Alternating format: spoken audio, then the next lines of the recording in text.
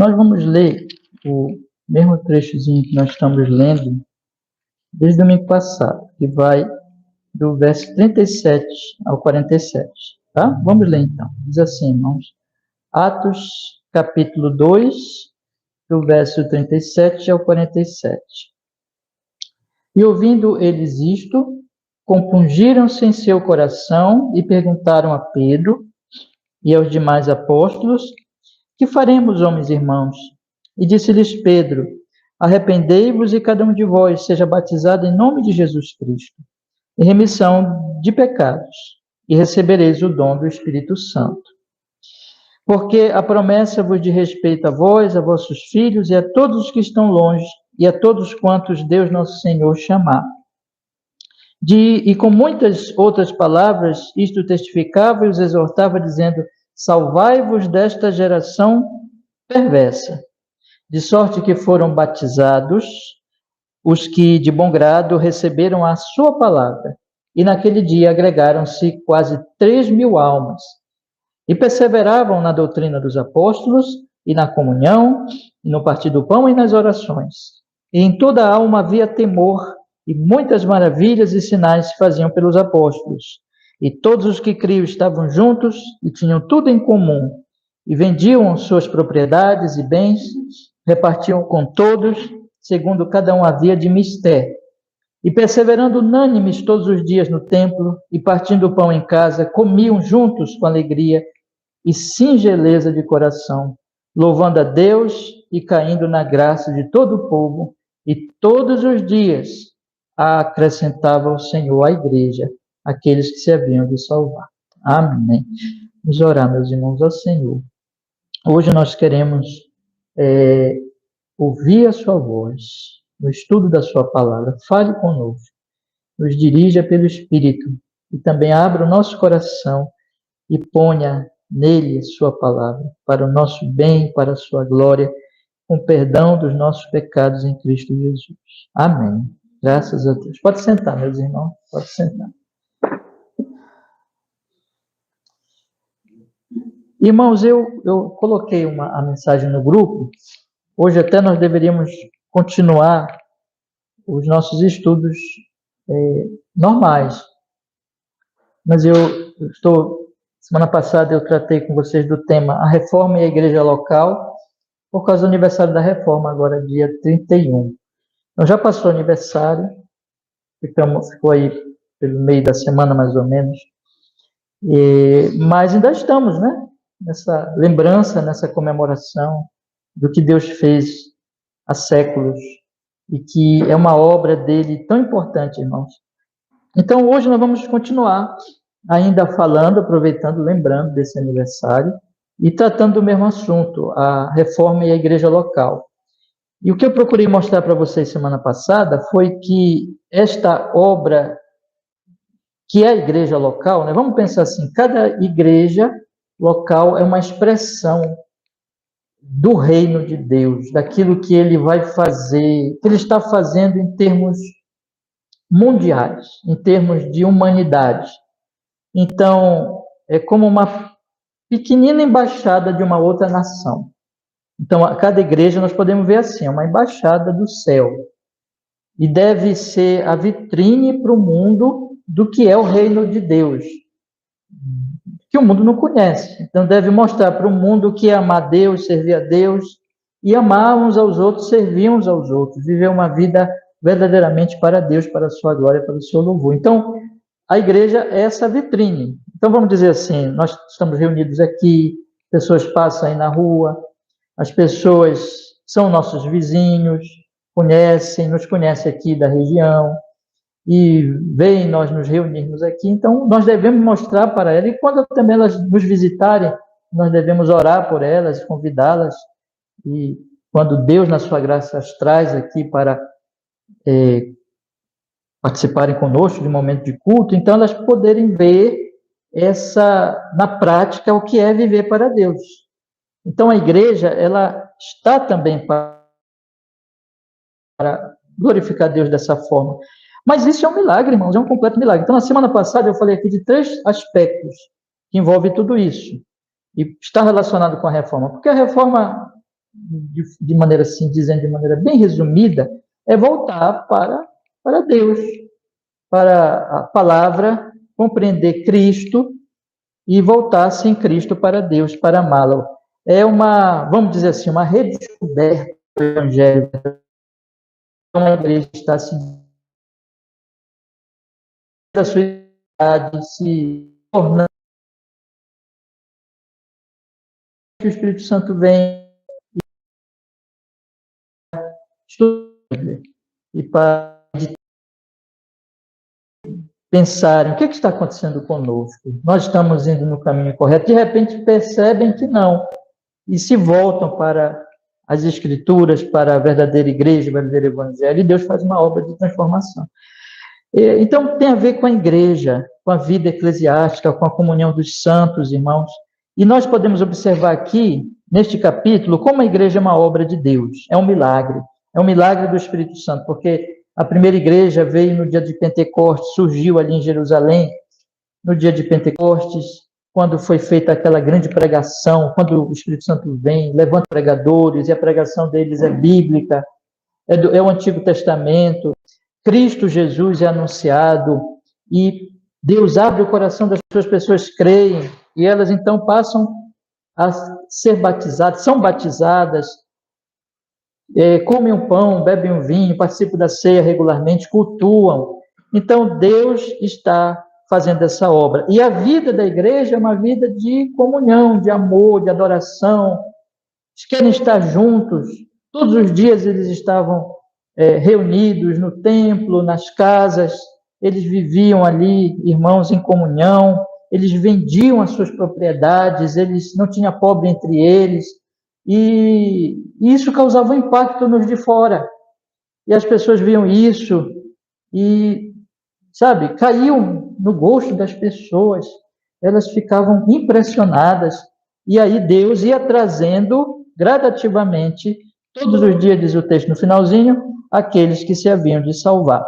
Então nós temos aqui essa obra poderosa do Espírito Santo, exatamente, irmãos, na vida dessa igreja. Então, são três coisas que estão acontecendo aqui. Deus está formando a igreja pelo seu poder, através da sua palavra, pelo Espírito Santo. O Espírito Santo está atuando. Deus está operando uma vida de comunhão nessa igreja, a segunda coisa. E, em terceira coisa, essa igreja causa um impacto nos de fora. E de maneira que Deus vai trazendo as pessoas à igreja, né? Então, quando acontece a reforma, a igreja se parece muito com isso aqui, porque a reforma é um retorno a esse verdadeiro cristianismo, o cristianismo do evangelho, que só tem esse cristianismo, todos os outros cristianismos são falsos. Mas, meus irmãos, aí eu pensei assim, né? Bom, mas está faltando falarmos dos perigos, porque a reforma tem a ver com aquilo até assim que em conversa com os irmãos, eu já há vários anos já fiz um textinho que eu falava da antirreforma, né? Então, existe o perigo daquilo que nós podemos até chamar de antirreforma. Existe o perigo de nós, das pessoas irem abandonando, fazer o inverso. Em vez de reforma, elas estão numa igreja bíblica, está acontecendo tudo isso aqui, é maravilhoso, mas de repente penetra Satanás. Satanás vai aparecer aqui em Atos. Ele vai aparecer aqui como aquele que vai fazer dois tipos de ataques sobre a igreja. Um ataque por dentro e um ataque por fora. Então, a igreja ela é como um organismo em que, bom, eu não sou médico, mas eu vou tentar falar alguma coisa aqui que talvez ajude, né? Mas imaginemos assim, só para efeito de ilustração mesmo, eu não estou aqui falando que é exatamente assim. Vamos dizer que tem um problema, só para nós entendermos. Um problema no sangue da pessoa, problema interno, né? Seja lá que tipo de problema ou doença. Então, a igreja é este organismo que ela está sujeita a um problema sanguíneo, um problema nas células, um problema interno. Mas a igreja também ela pode sofrer, como qualquer organismo, uma pancada. Um carro pode atropelar uma pessoa, ou alguma coisa cair sobre ela, ou ela levar um soco, uma surra. É um perigo externo. Então, só para ilustrar mesmo, meus irmãos, existe aquilo que acontece internamente, existem doenças que vão ocorrendo nas pessoas, e existe também aquilo que elas podem acontecer com elas, atravessar uma rua, sofrer um acidente, e tudo isso afeta a vida das pessoas. Existe um paralelo, então, com a igreja, que é um organismo, que é alguma coisa que tem vida, que pessoas participam, e que pode ser atacada por um problema interno, pode ter problemas internos, e pode ser atacada também por problemas externos, por questões externas. Quando nós dizemos que ela é atacada por internamente, queremos dizer que esse ataque vem de pessoas que já estão inseridas no corpo, naquela igreja local. Elas já fazem parte, elas já são consideradas irmãos e irmãs, elas são consideradas cristãos. Então, elas estão inseridas ali naquele corpo local. Quando nós falamos de problemas externos, nós estamos falando de problemas que vêm, de ataques que vêm de pessoas que não fazem parte do corpo, que são declaradamente anticristãs, que odeiam o cristianismo e que então se voltam contra o cristianismo. E é muito interessante, vejam só, eu quero lhes dizer uma coisa nesta manhã. É muito interessante que o livro de Atos mostra que esse ataque ele não vem necessariamente de ateus, de pessoas irreligiosas, de pessoas que não pensam em Deus. Não. Ainda que possa acontecer ataques de pessoas assim. Mas é muito interessante que os dois ataques que a igreja sofre no seu início, quando ela está começando, é de gente religiosa. Né? Tanto internamente, precisa dizer que se eles estão dentro, eles são religiosos, né? Eles professam a fé, mas também de gente que está fora da igreja e que também se diz temente a Deus, que serve a Deus, e assim por diante. Então, não é um ataque dos ateus, não é um ataque dos irreligiosos, é um ataque dos religiosos. Veja, irmãos, eu não estou dizendo com isso que não tem ataque desses outros tipos de pessoas, mas eu estou dizendo que é muito significativo, é muito importante nós notarmos que as Escrituras falam muito de um tipo de falso de religião, um tipo de falso de piedade, que pode acontecer internamente, mas pode também acontecer externamente.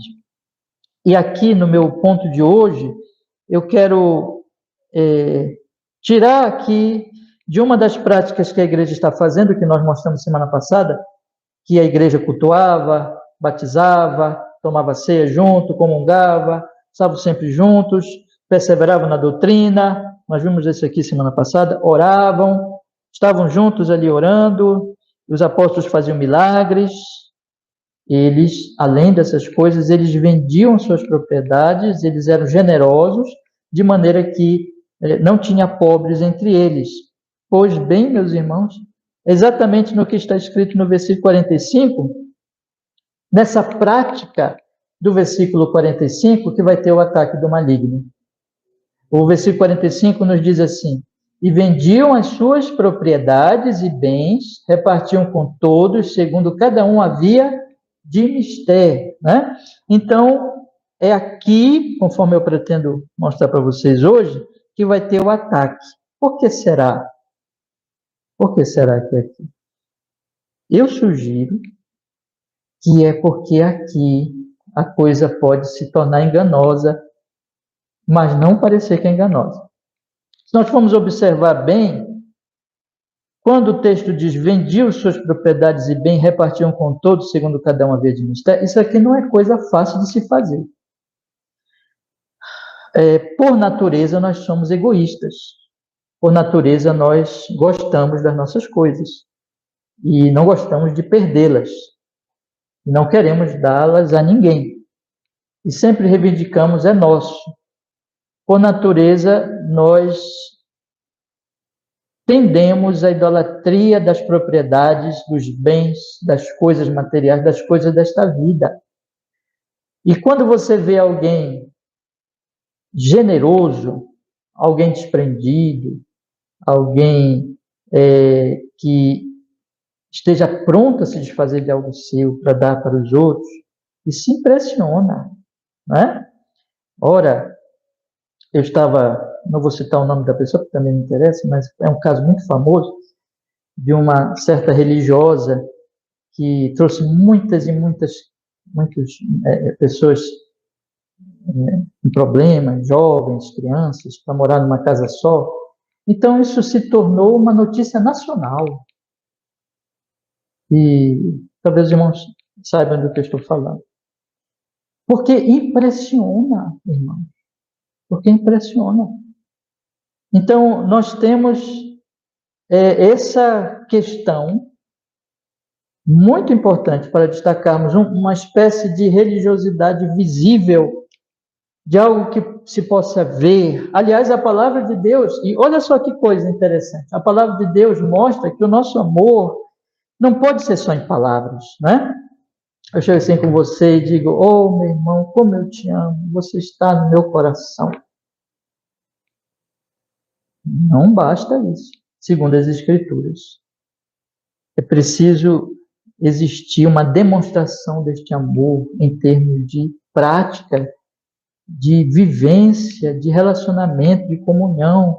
A própria oração, quando nós oramos por alguém, é amor. Né? Quando nós servimos nossos irmãos com nossos dons espirituais, edificando, fortalecendo, amando, servindo aquelas pessoas, é amor. Quando nós também somos generosos, quando nós somos sensíveis em relação à necessidade dos nossos irmãos, necessidade da igreja, de Deus. Então, nós não dizemos só, amamos, mas onde está o seu amor? Onde está a prática deste amor? Onde está a sua oração, edificação? Falando aqui, né, de servirmos espiritualmente, generosidade, serviço. Então, a palavra de Deus, ela vai dizer o seguinte, que Deus amou o mundo de tal maneira que deu o seu Filho, né? Então, esse amor, Deus não apenas não disse assim, eu amo vocês, e nos deixou na miséria, que era onde nós estávamos. Nós cantamos, ele ergue o pobre do pó, né? E faz sentar-se com os reis do povo seu. Deus nos ergueu do pó. E não foi só assim de vir e nos erguer, mas ele veio aqui, irmãos. Ele nasceu numa virgem, andou aqui, se tornou homem como nós. Que amor, né? E morreu numa cruz por nós. Que coisa maravilhosa. E foi sepultado, e sofreu as nossas dores, e ressuscitou. Deus amou o mundo de tal maneira, o Pai amou o mundo de tal maneira, que a ênfase está na primeira pessoa no Pai, que deu o seu Filho para que todo aquele que nele crê não pereça, mas tenha a vida eterna. É um amor visível, é um amor cheio de misericórdia, de socorro, não é um amor apenas de discursos, mas Deus, é interessante você ver na palavra de Deus, que diz que Deus se manifesta na sua palavra, se manifesta nas suas obras, não é só palavra, né? Mas ele é o Deus criador. Quando ele cria, é amor. Ele é o Deus provedor. Quando ele nos dá tudo que nós temos e somos, é amor. Cada nascer do sol é amor de Deus. Jesus diz, ele faz cair a sua chuva sobre justos e injustos. Amor de Deus, esse sol que está brilhando, é Deus que está dizendo, eu amo vocês. Deus está nos dando respiração, nos dando vida. É amor, irmão. Então, tudo isso, Deus agora demonstra sumamente esse amor na cruz. Mais ainda do que na criação, mais ainda que na providência, na redenção. E quando Jesus Cristo vai para a cruz, Deus está dizendo, eu sou amor. Deus é amor. Então agora ele nos chama e diz assim, lembra que Jesus disse no último dia,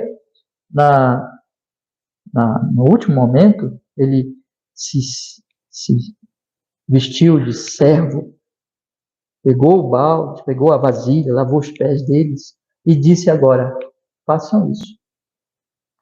Sirvam, amem seus irmãos. E ele chegou a dizer que isso, este amor, esta unidade, ele orou por isso, e ele falou isso no último discurso. Ele disse que esse amor vai mostrar para o mundo o amor. Como é que o mundo vai saber que Deus nos ama? Quando ele nos vir, quando ele nos observar como aquelas pessoas que amam na prática, que realmente, verdadeiramente estão ali servindo os seus irmãos. Meus irmãos, eu quero chamar a atenção de vocês para esta verdade e para mostrar o seguinte para vocês, até isso pode ser falsificado. Uma vez, isso lá, irmãos, quando eu estava no seminário ainda, eu ouvi um palestrante, ele veio fazer uma conferência, e ele disse assim para nós, lá, para os alunos, algo que eu nunca esqueci, disse assim, vocês veem as religiões, vocês observam as religiões mais, sabe, heréticas, loucas, contra Deus, e você vai observar, muitas vezes, generosidade ali. Parece que essas pessoas realmente amam o seu próximo. E, às vezes, parece que ali tem mais amor do que em muitas congregações evangélicas. O que é isso, irmão? Parece que certas pessoas, certos grupos, certos religiosos demonstram mais amor do que certos grupos cristãos. Bom, eu não vou agora fazer comparação, mas eu quero chamar a atenção de vocês que existe um tipo de simulação, existe um tipo de teatro do amor. Tá? O que eu quero falar, irmãos? Vamos imaginar uma peça teatral, uma novela, um filme. As pessoas, elas estão ali. Quando você assiste um filme, você vê aqueles atores com as suas expressões faciais, com a sua demonstração de alegria, de choro, demonstrando o quê? Procurando passar emoção, sinceridade, amor, compaixão. Não é isso? O ódio. Mas nós sabemos que tudo ali é o quê? É falso. Que aquilo é uma representação, é uma arte. E tem o seu valor, inclusive, por causa daquilo. Mas não há uma vivência. Aquilo ali é uma arte, é uma máscara. A hipocrisia. Inclusive o termo vem daí, não é? Vem de você fazer uma simulação. De você parecer alguma coisa com certo propósito. Então, aqui que entra Satanás. E aqui que entra o nosso coração perigosíssimo, irmãos. Porque o nosso coração, ele é enganoso. E eu quero dizer para vocês que a verdadeira generosidade, isso que está acontecendo aqui, versículo 45, vendiam as suas propriedades e bens. Não é simulação.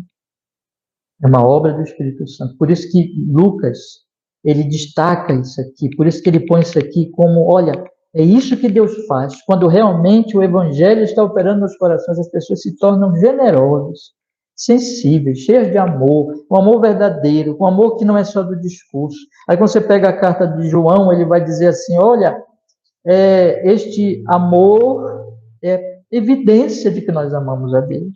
Como é que eu posso dizer que eu amo a Deus se eu não amo meu irmão? Então, o que Lucas estava colocando aqui é a verdade, não é uma simulação. É quando o Espírito Santo age, acontece isso. Só que o diabo também age. E quando o diabo age, é máscara, é teatro, é cinema. Está entendendo, né? Que eu estou dizendo que teatro, cinema é do diabo, não é isso? Eu estou dizendo, fazendo uma comparação. Ele vai simular, ele vai teatralizar, ele vai colocar essas coisas como se fossem. Por isso que tem religiões, lembrando desse palestrante lá que eu citei, existem religiões que parecem tão cheias de amor, é engano, quando você vai ver as doutrinas, as crenças, e quando você vai mais profundamente nos corações, você vai ver que não tem amor, não. Tem outra coisa. Egoísmo, idolatria.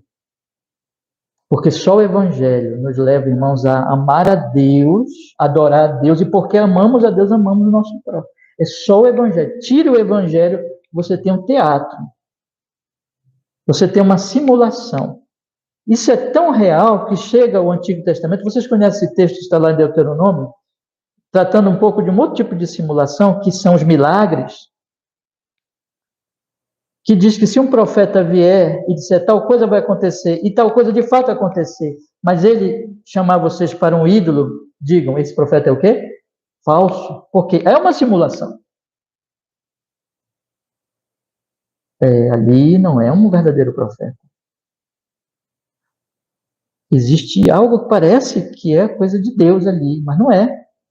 Então, quando você escava e quando você vai às profundezas do coração, você descobre, e a palavra de Deus denuncia isso, você descobre que ali não existe o amor de Deus, que ali existe amor, podemos chamá-lo de amor próprio, ou egolatria, egoísmo, na verdade.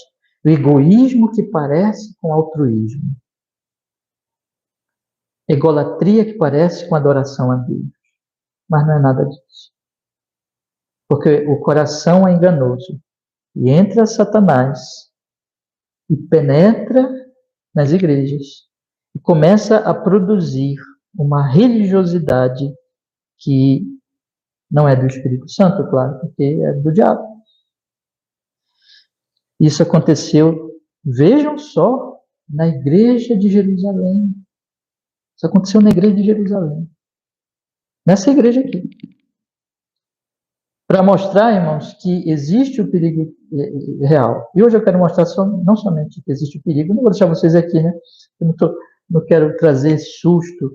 Nós estamos aqui para trazer o Evangelho. O Evangelho, em todos os sentidos, é boa notícia, é consolador, mas para nós falarmos sempre do que Deus faz, nós precisamos falar da doença, falar daquilo que é perigoso, para então falarmos da cura. Então, eu convido vocês a avançarem um pouquinho e olharem comigo no capítulo 5 de Atos dos Apóstolos, tá? Vamos ver.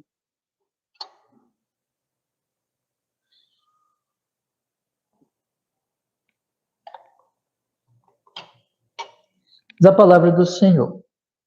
Atos capítulo 5.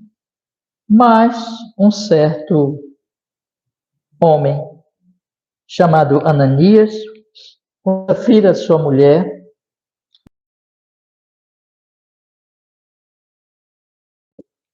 e levando uma parte, a depositou aos pés dos apóstolos. Disse então Pedro: Ananias, por que encheu Satanás o teu coração para que mentisses ao Espírito Santo e retivesses parte do preço da herdade? Guardando-a não ficava para ti, e vendida não está em teu poder? Por que formaste este desígnio em teu coração? Não mentiste aos homens, mas a Deus. E Ananias, ouvindo estas palavras, caiu e expirou. Um grande temor veio sobre todos os que isto ouviram. E levantando-se os moços, cobriram o morto e, transportando-o para fora, o sepultaram. E passando um espaço quase de 3 horas, entrou também sua mulher, não sabendo o que havia acontecido. E disse-lhe Pedro: Dize-me, vendestes portanto, aquela herdade? E ela disse, sim, portanto. Então Pedro lhe disse, por que é que entre vós vos concertastes para tentar o Espírito do Senhor? Eis aí a porta, os pés dos que sepultaram o teu marido, e também te levarão a ti. E logo caiu aos seus pés, e expirou. E entrando os moços, acharam-na morta, e levando-a para fora, a sepultaram junto de seu marido. E houve grande temor em toda a igreja, em todos os que ouviram estas coisas. Eu quero chamar a atenção dos meus irmãos que existem 3 agentes aqui. Existe Satanás, existe Ananias e existe Safira. Os 3 estão agindo. Você percebe que Pedro trata da ação responsável desses três seres. E você percebe também uma quarta coisa, é que existe um acordo, um concerto entre o casal, marido e mulher. Conforme o versículo 9 nos diz, que por que entre vós concertaste para tentar o Espírito do Senhor? Então vamos pensar aqui, Satanás está agindo, mas Ananias está agindo, Safira está agindo, e eles agem em concerto. Existe 3 agindo aqui. Satanás, Ananias, Safira.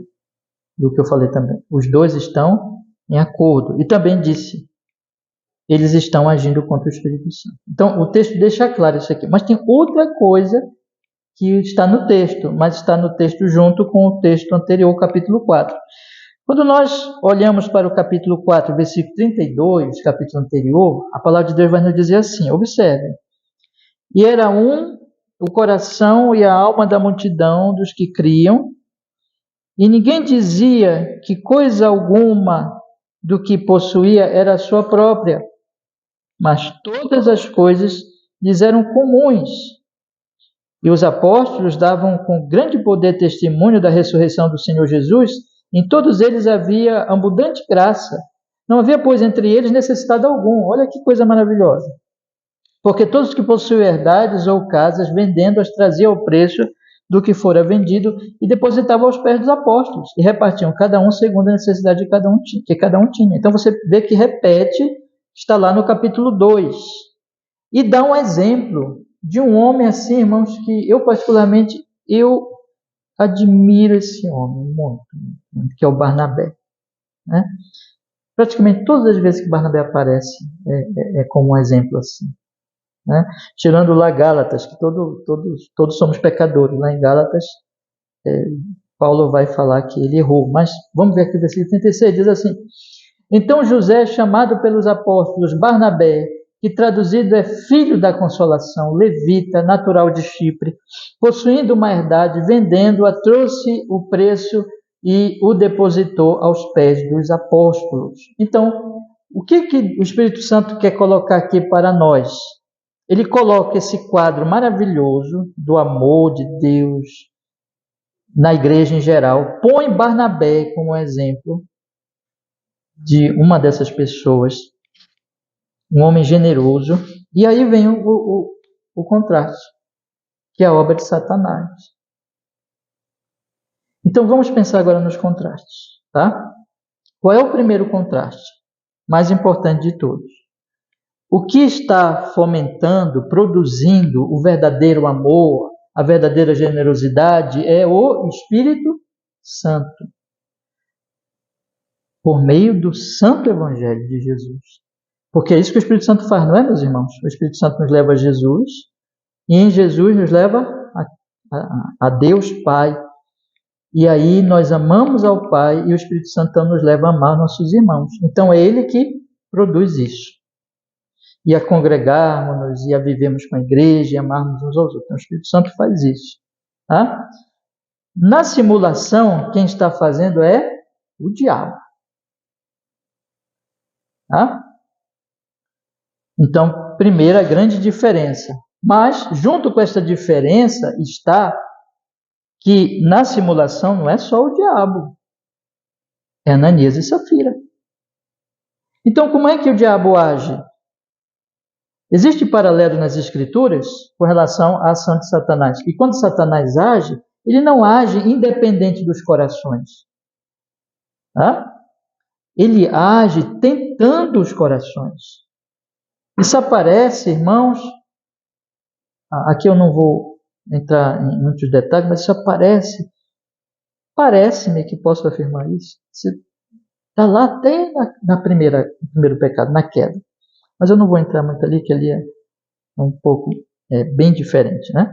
Mas vamos olhar depois da queda, o que você vai observar nas ações de Satanás nas Escrituras. Vamos lembrar do exemplo talvez mais terrível nas Escrituras, que é Judas. Judas era avarento, ganancioso, gostava de ouro, gostava de prata, queria se dar bem. E o diabo foi lá e tentou Judas. E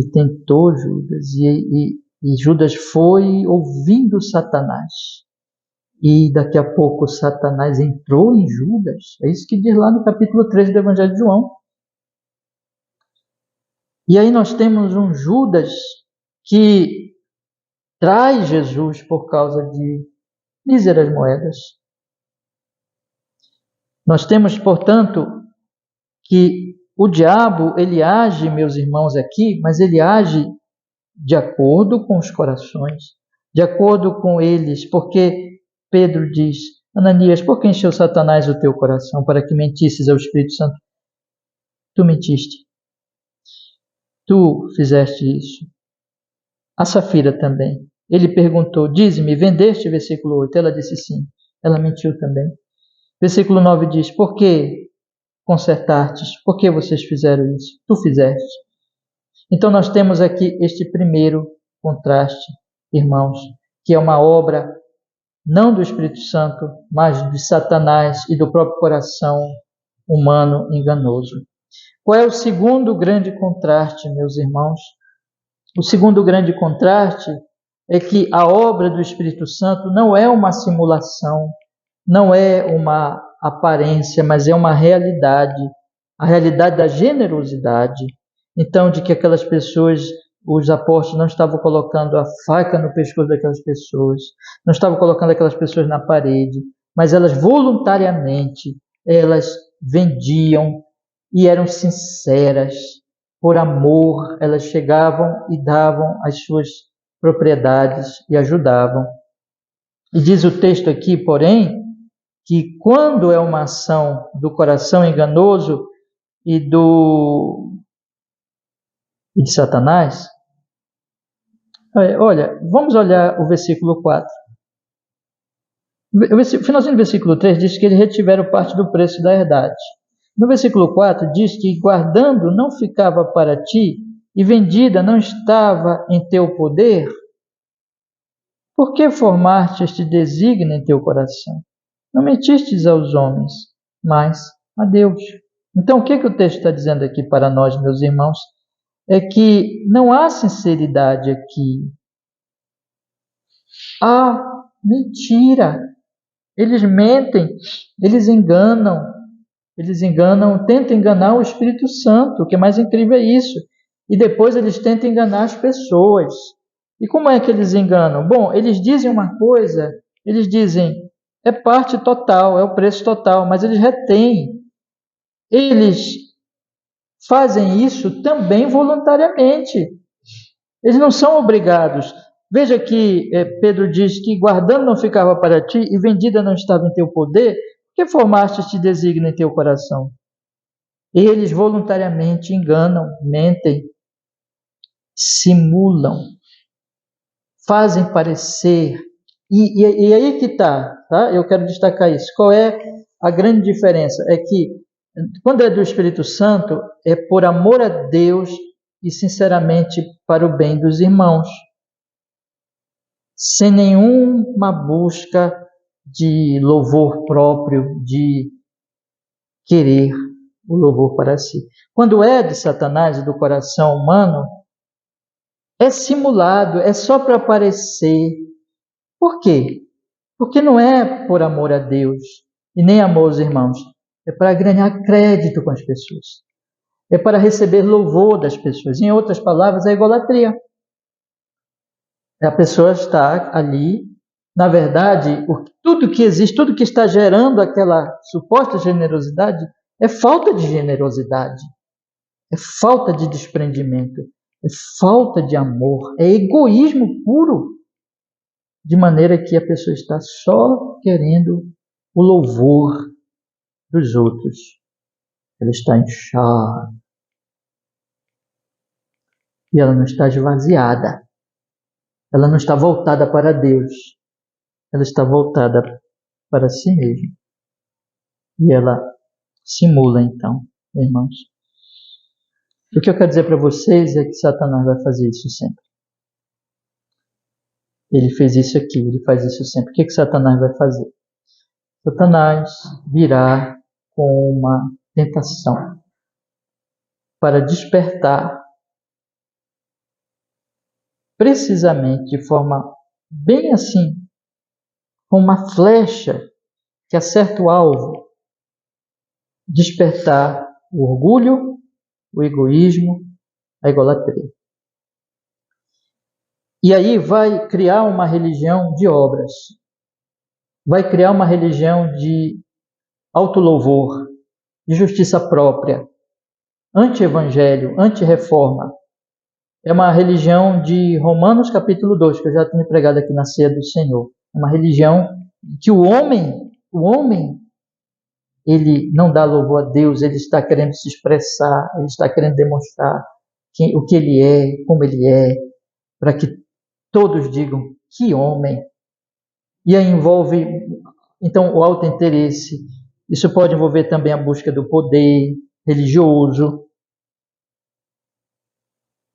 Enfim, meus irmãos, eu estou vendo que o tempo está passando e eu vou correr agora, porque o assunto ele é bastante, assim, dá para nós irmos pensando e meditando mais. Mas eu vou agora passar adiante, porque eu preciso colocar isso para vocês. Essa é uma ação que está todo o tempo no meio das igrejas. Tá? Irmãos, aconteceu em Jerusalém. No tempo que o Espírito Santo ele estava fazendo essa obra maravilhosa. Então, não pensemos que nós estamos isentos disso, que as nossas igrejas, que as nossas denominações, que os nossos movimentos, que hoje o que se chama muitas vezes de movimento reformado, esteja isento disso. Ou movimento ortodoxo, o evangelicalismo, ou o cristianismo, esteja isento dessas coisas. Não. Quando isso acontece, o que está ocorrendo? Duas coisas, basicamente. Deus não está sendo adorado. O homem está sendo adorado. E não está existindo o verdadeiro amor.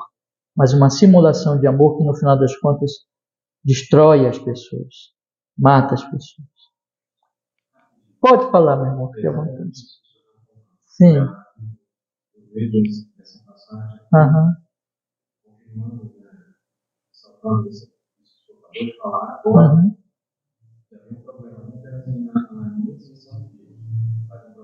Uma doença bem grande, que após a morte, cada um deles, ao olharmos para os textos fala, isso gerou grande temor, se gerou grande temor, porque a igreja estava doente. Havia um problema, inclusive essas situações. Entendi. Concordo, irmão, tá certo, é isso mesmo. E aí a gente vai para o próximo ponto. Eu até agradeço você falar isso, que é o seguinte, eu estou falando aqui do problema, né? Assim, os pastores têm que ter cuidado para não falar só do problema e o que é o evangelho, porque senão não vamos ensinar o evangelho. Né? O que é o evangelho? É a solução, né? É a graça de Deus. Então, qual é a solução aqui? Nós temos que o Espírito Santo, a quem eles mentiram, o Espírito Santo os desmascarou. Então, essa é a primeira. Assim, eu posso dizer para vocês que essa foi uma disciplina, de uma certa forma, como é que eu posso falar? Que não vai ser tão comum na história. Né? Isso foi aqui um exemplo para Deus colocar assim, olha, preste atenção, para todo mundo saber. Para a igreja deste tempo, para a igreja de todos os tempos, inclusive para nós, para todo mundo saber que é sério, que esse tipo de simulação É sério, é muito sério. E Deus matou aquele casal. Deus matou. Às vezes as pessoas dizem assim, né? O Deus do Antigo Testamento é severo e o Deus do Novo Testamento é cheio de amor. Aí diz assim, o Deus do Antigo Testamento não tem amor. Bobagem isso. O Deus do Antigo Testamento é cheio de amor, cheio de justiça. Da mesma forma do Novo Testamento, é o mesmo Deus. E aqui nós estamos vendo, meus irmãos, a justiça de Deus para, aí entra isso que o irmão Marcelo falou, para o despertamento da igreja. Meus queridos irmãos, aí entra a disciplina. Eu não estou fazendo uma exposição desse texto, esse texto ele tinha muito mais coisa para nós falar, mas só estou tirando alguns princípios.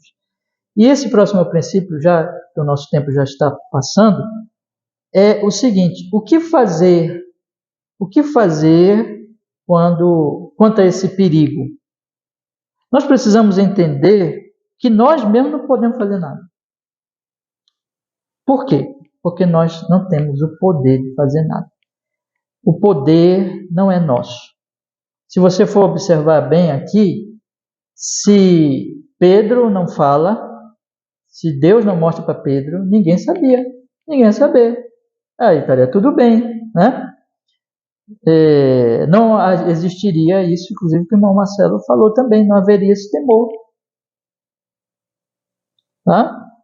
Mas você vê aqui que, mais uma vez, o que a Bíblia ressalta? Assim como a igreja é formada pelo Espírito Santo, a igreja é preservada dos perigos pelo Espírito Santo. Que se não for o Espírito Santo, meus irmãos, a igreja vai se transformando naquilo que a Bíblia diz também, sinagoga de Satanás. É o diabo que vai estar lá. Daqui a pouco não tem mais evangelho, não tem mais nada, é só título de cristão, mas acabou, é o diabo que está lá. Olha, é duro nós pensarmos isso, mas muitas congregações ditas evangélicas na nossa nação, quem está reinando lá é Satanás. É o diabo. E muitas lideranças são malignas, são do diabo. Muitas das pessoas que estão seguindo aquela liderança, estou falando de todos, né? São do diabo. A coisa se distorceu de uma tal forma, de uma tal maneira, que perdeu tudo, irmãos. E se não for a graça de Deus, é isso que vai acontecer com as igrejas.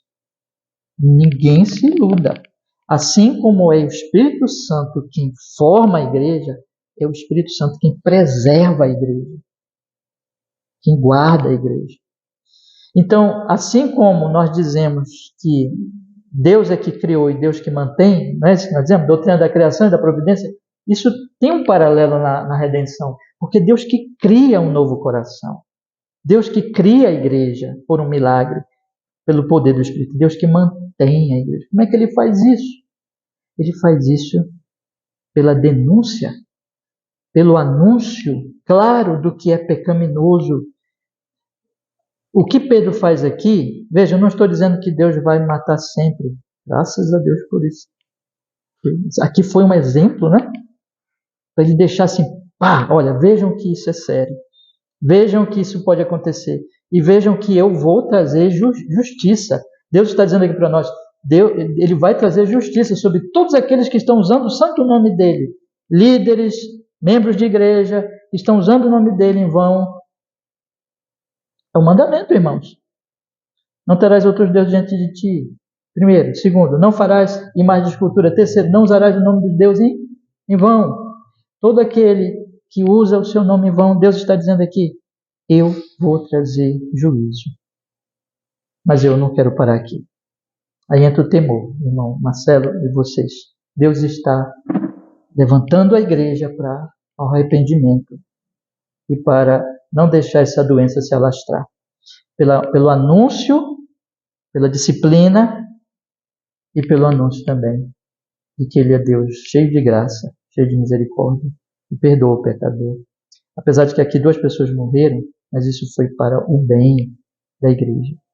E é por isso que 2 coisas têm que haver para que, primeiro, eu lhes disse, o Espírito Santo é que faz isso. Agora, quando o Espírito Santo faz isso, acontece algumas coisas. Primeiro, o que acontece? A pregação prossegue em termos de uma denúncia contra toda religiosidade falsa. A pregação verdadeira, o evangelho, quando é pregado verdadeiramente, ele denuncia essas coisas. A própria pregação denuncia isso.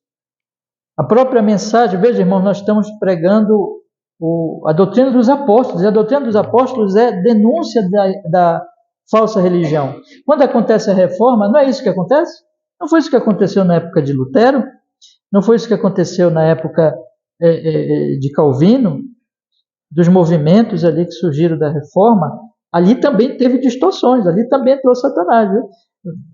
Por exemplo, você pega um livro de Jonathan Edwards, que ele fala dos avivamentos. Jonathan Edwards diz, olha, entra o avivamento e entra Satanás simulando o avivamento, distorcendo tudo. Mas o que é que nós observamos, irmãos? Nós observamos que aonde Deus está operando, existe uma denúncia contra essas coisas. Existe pregação do evangelho que diz assim, não confie na sua justiça, não busque o autolouvor, não busque a glória para si mesmo. Olhe para a cruz de Jesus, confie em Jesus Cristo. Busque a graça de Deus. Ponha toda a sua fé nesse Cristo. O evangelho transforma a nossa vida. O evangelho nos faz, irmão, nós esquecemos de nós. Nós não ficamos muito preocupados com o que estão falando da gente. E observarmos, e amarmos o Senhor, e servirmos e amarmos as pessoas. Então tem que ter uma denúncia contra o falso evangelho, contra o evangelho de obras, contra o evangelho da autoafirmação humana, do orgulho humano. O verdadeiro evangelho da graça tem que ser pregado. Então ele vai denunciando essas coisas. Segundo, o que vai existir? Disciplina. A disciplina já começa na pregação, mas a disciplina também vai tratar de pontualmente, ou seja, de problemas específicos que estão acontecendo na congregação, que estão acontecendo no meio do povo de Deus. Aí que tem que ter disciplina. E a disciplina, eu não vou agora desenvolver muito isso, mas nós temos já estudado com os irmãos aqui, e na nossa própria confissão de fé já tem lá alguns aspectos mesmo. Mas o que eu quero dizer para vocês é o seguinte, a disciplina ela é uma disciplina quando as coisas estão ocorrendo em oculto, e ela é anti-fofoca, não tem fofoca, porque a fofoca ficar falando mal dos outros sem falar com a pessoa específica. Mas a disciplina tem aquele espaço que os irmãos já sabem, que nós já tantas vezes tratamos aqui. Alguém está errando? Chame-se esse irmão, esta irmã, converse com ele. Diga, irmão, arrependa-se disso, não faça isso. Aplique-se o evangelho à situação daquele irmão, daquela irmã. Caso não ouça, chame outros irmãos. Caso não ouça, se arrependa, acabou ali, né? Se arrependeu no primeiro momento, acabou. Ninguém mais vai falar disso.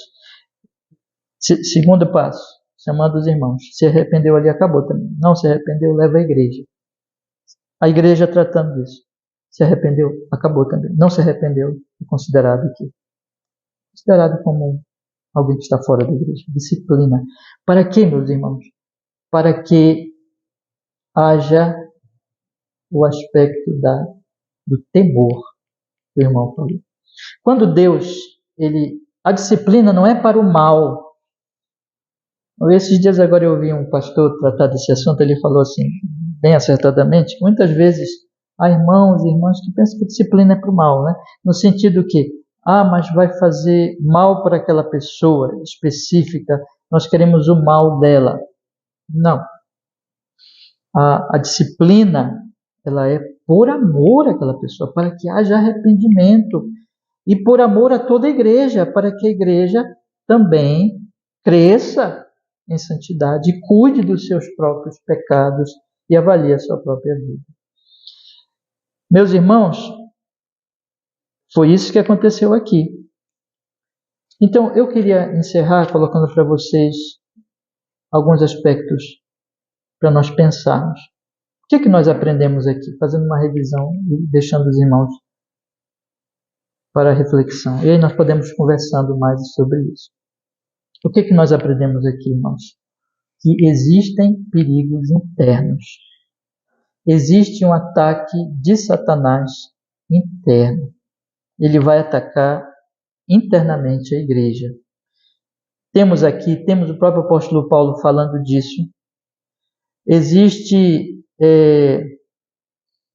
então, quando esse ataque acontece, haverá uma simulação, haverá uma aparência de religiosidade, mas que no final das contas é anti-evangelho. É isso que eu quero resumir, deixar bem claro aos irmãos.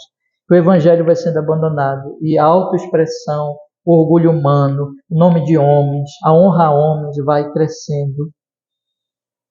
E isso pode acontecer de maneiras muito sutis. E então a igreja vai morrendo. Porque aquilo vai se disseminando e vai destruindo a verdadeira espiritualidade. Qual é a cura disso? Quem curará isso? Deus. Então, o que nós precisamos fazer em primeiro lugar, irmãos? Orar. Pedir, ó Senhor, tenha misericórdia de nós. Tenha misericórdia de nós. Tenha misericórdia da nossa igreja. Tenha misericórdia das outras igrejas. Ó Deus, preserva a sua igreja. Faz com que o evangelho permaneça sendo pregado entre nós. Temos que orar, irmão, porque é Ele que faz esta obra. A obra da reforma e da manutenção da reforma da igreja e da manutenção da igreja é dele. E aí aqui eu sei que eu não estou falando a pastores, mas eu vou fazer uma aplicação aos irmãos como ovelhas de Cristo, como membros da igreja de Cristo. Os pastores têm que pregar o evangelho. Irmãos, há uma coisa que tem confesso para vocês, me preocupado muito, é que eu tenho visto gente do nosso meio deixar a pregação para outros discursos, inclusive discursos políticos. Isso é muito ruim. Nós temos que pregar o evangelho. Pastores são ministros do evangelho de Jesus e não de lados políticos ou de que quer que seja.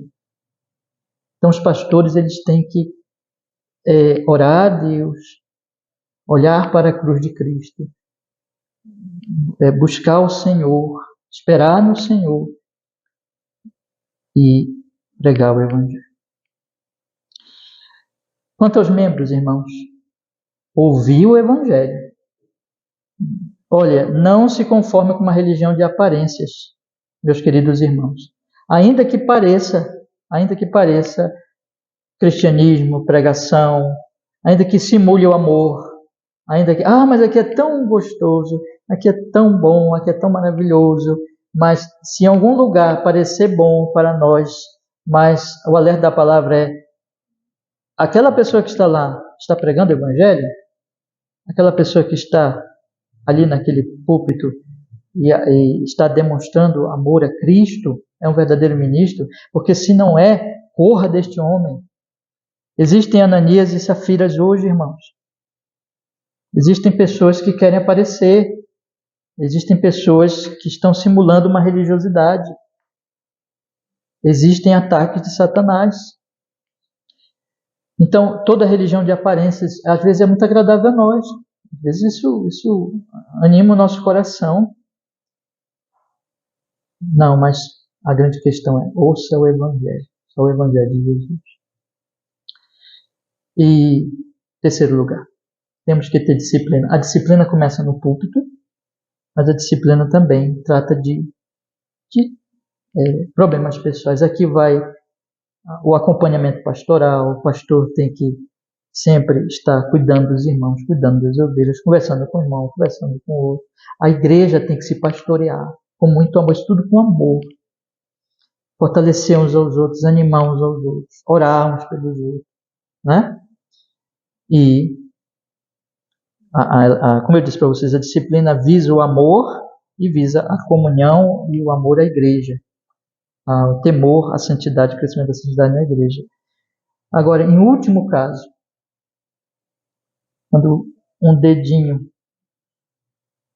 é tomado por uma inflamação, está necrosando, vai contaminar o corpo, o que se faz com o dedinho? Corta. Então, em último caso, tem que cortar. Tem que separar do corpo para que o corpo não seja contaminado. Meus irmãos, E tudo isso quem faz é Deus. Portanto, a primeira coisa é oração. A segunda coisa é cada um assumir as suas responsabilidades diante de Deus, olhando para a cruz de Cristo e firmar-se no Evangelho e ouvir o Evangelho.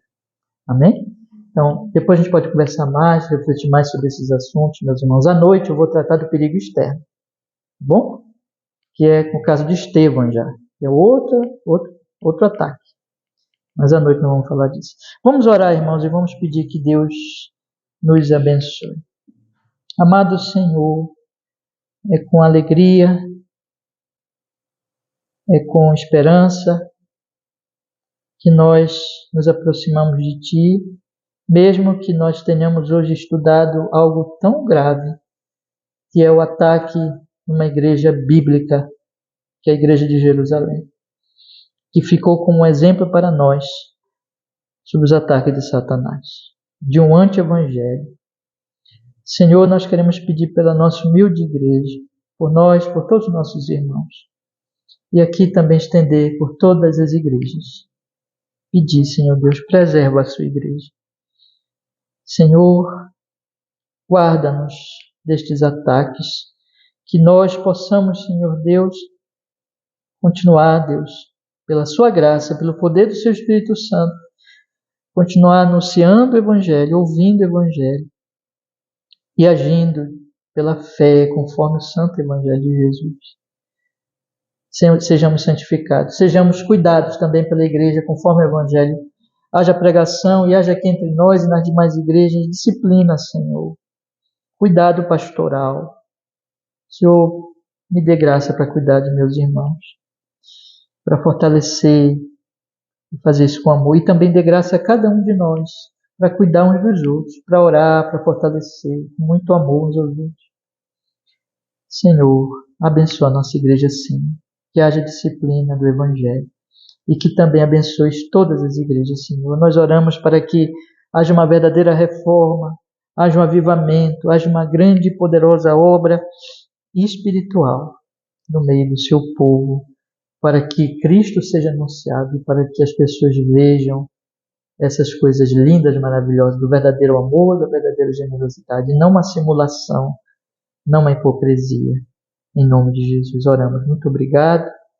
E nos firma cada vez mais na sua verdade, Jesus. Amém e amém.